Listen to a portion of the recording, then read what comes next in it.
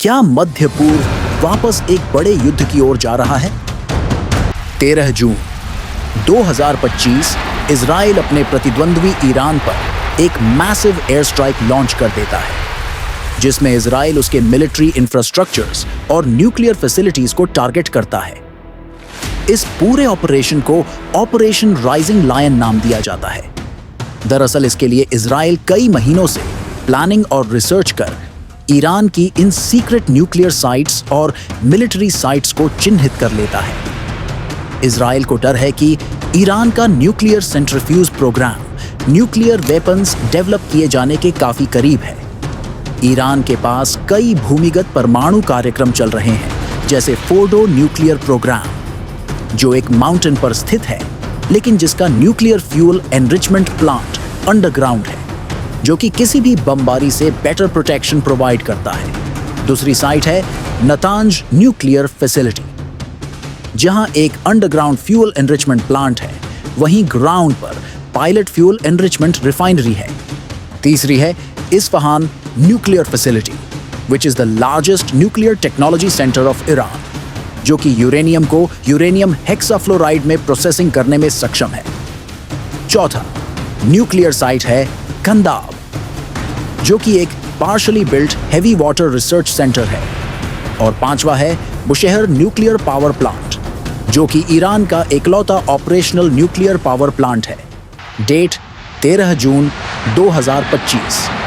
इस दिन Israeli defence force सुबह 3:30 पर करीब 200 फाइटर जेट्स, जिनमें F-35, F-16 और F-15 जेट्स शामिल हैं, को 330 म्यूनिशंस के साथ डिप्लॉय कर देता है, ताकि दर्जनों ईरानी न्यूक्लियर साइट्स और मिलिट्री टारगेट्स को स्ट्राइक किया जा सके।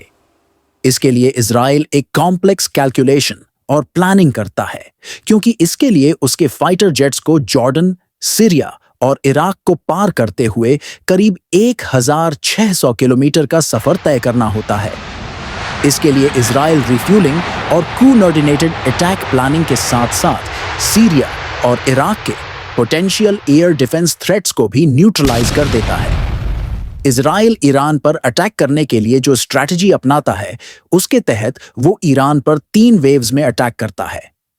First wave of attack by Israel, जिसमें इजराइल ईरान के surface to air radar installation को, air defence headquarters in Tehran, Ilam और खैस्तान को नष्ट कर देता है। कुछ रिपोर्ट्स के अनुसार कुछ रडार सिस्टम और एयर डिफेंस सिस्टम्स को पहले से इंस्टॉल्ड ड्रोन लाइक एक्सप्लोसिव से नष्ट किया जाता है।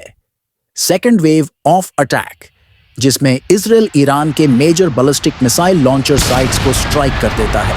और finally third wave of attack, जिसमें इजराइल ईरान के मिलिट्री मैन्युफैक्चरिंग इंडस्ट्रीज को स्ट्राइक करता है, स्पेसिफिकली तेहरान और उसके आसपास के की मिलिट्री बैरक्स और फैसिलिटी जैसे कादरी और Hasan Khan missile production and preparation centre और Sepah air force logistics centre and Imam Ali barracks.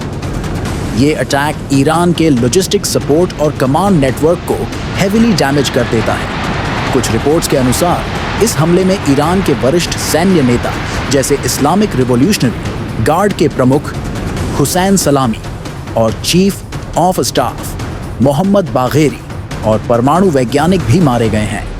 Iran भी इसके अगले ही दिन इजराइल पर स्ट्राइक बैक कर देता है, जिसमें तेल अवीव और यरूशलेम जैसे शहर निशाने पर थे।